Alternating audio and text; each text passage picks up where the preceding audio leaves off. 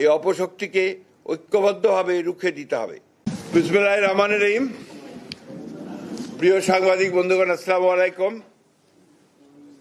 আজকে আমাদের বাংলাদেশ জাতীয়তাবাদী দল বিএনপির ভারপ্রাপ্ত চেয়ারম্যান জনাব তারেক রহমান সাহেবের সভাপতিত্বে বাংলাদেশ জাতীয়তাবাদী দলের জাতীয় স্থায়ী কমিটির জরুরি সভায় নিম্নে বর্ণিত প্রস্তাব গৃহীত হয়েছে, যেটা আমি আপনাদের সামনে পাঠ করে শোনাচ্ছি। গতকাল সন্ধ্যায় ইনকিলাব মঞ্চের মুখপাত্র শরীফ ওসমান হাদি সিঙ্গাপুরে চিকিৎসাধীন অবস্থায় শাহাদাত বরণ করেছেন। ইন্না লিল্লাহি ওয়া ইন্না ইলাইহি রাজিউন। কাপুরুষোচিত এই হত্যাকাণ্ডের আমরা তীব্র ঘৃণা ও নিন্দা জানাচ্ছি। অবিলম্বে হত্যাকারীদের গ্রেফতার ও বিচারের জন্য আমরা আবারও দাবি জানাচ্ছি।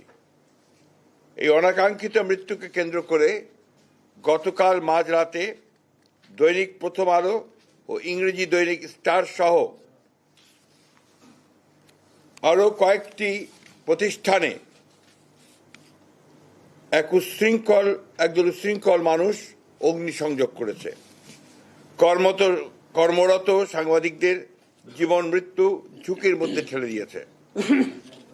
সম্পাদক পরিষদের সভাপতি, নিউ এজের সম্পাদক, ফ্যাসিবাদ বিরোধী জুলাই আন্দোলন সহ দেশের সকল গণতান্ত্রিক আন্দোলনের অন্যতম সাহসী ব্যক্তিত্ব বরেণ্য সাংবাদিক জনাব নুরুল কবিরের উপরে আক্রমণ করা হয়েছে। ছায়ানট সহ আরও কয়েকটি সাংস্কৃতিক প্রতিষ্ঠানে হামলা করা হয়েছে এবং আজ উদীচীতেও হামলা করা হয়েছে এবং অগ্নিসংযোগ করা হয়েছে। এবং গতকাল খুলনা ও ভারতের হাইকমিশনের কার্যালয় বাসভবনে হামলা করা হয়েছে। চট্টগ্রামে ধানমন্ডির 32 নম্বরে আবার অগ্নিসংযোগ করা হয়েছে। ইন্দিরা গান্ধী কালচারাল সেন্টার ভাঙচুর, অগ্নিসংযোগ করা হয়েছে। উত্তরাতে 32টি দোকান ভাঙচুর ও আওয়ামী লীগ নেতার বাড়িতে অগ্নিসংযোগ করা হয়েছে।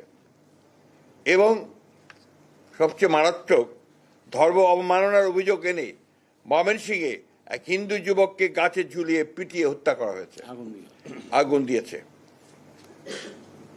চট্টগ্রামের মহিউদ্দিন চৌধুরীর বাসায় আবার অগ্নিসংযোগ করা হয়েছে, ভাঙচুর করা হয়েছে। বীর বাহাদুরের বাড়িতে চট্টগ্রামে অগ্নিসংযোগ করা হয়েছে। রাজশাহীতে ডেইলি স্টার প্রথম আলোর কার্যালয়ে ভাঙচুর করা হয়েছে। আমি নিউ এজের সম্পাদক নুরুল কবিরের কথা আগেই বলেছি। আমরা এই ঘটনাবলীর তীব্র নিন্দা জানাচ্ছি ও ঘৃণা প্রকাশ করছি। যে ঘটনা প্রমাণ করে একটি পুরনো চিহ্নিত মহল দেশকে পরিকল্পিতভাবে নৈরাজ্যের পথে ধাবিত করতে চায়। অনেক রক্তের বিনিময়ে অর্জিত আমাদের ভোটাধিকার তথা গণতান্ত্রিক অধিকারকে তারা নস্যাৎ করে দিয়ে দেশে ফ্যাসিবাদের একটি নতুন সংস্করণ তৈরি করতে চাচ্ছে। সরকারের নাকের ডগাতেই তারা এই তৎপরতা চালিয়ে যাচ্ছে। জনগণ মনে করছে যে সরকারের ভূমিকা সন্তোষজনক নয়, ফলে দেশ বিদেশে সরকার তথা দেশের ভাবমূর্তি ক্ষুণ্ণ হয়ে চলেছে। ইতিমধ্যে এই হত্যাকাণ্ডের প্রতিবাদে দেশের সকল রাজনৈতিক দল প্রতিবাদ করেছে এবং হত্যাকারীদের বিচারের দাবি জানিয়েছে। হত্যাকারীদের গ্রেফতার করে বিচারের আওতায় আনতে সরকারের প্রতি চাপ সৃষ্টি করে চলেছে। এরূপ পরিস্থিতিতে এই ধরনের ন্যাক্কারজনক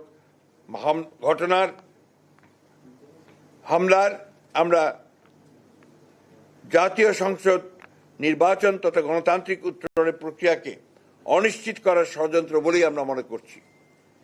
শান্তিকামী গণতান্ত্রিকামী দেশবাসীর পক্ষ থেকে এই ঘৃণ্য ষড়যন্ত্রকারীদের আমরা হুঁশিয়ার করে দিতে চাই। এত রক্তের বিনিময়ে অর্জিত আমাদের দেশকে আমরা ধ্বংস করতে দিতে পারি না। এই অপশক্তিকে ঐক্যবদ্ধভাবে রুখে দিতে হবে।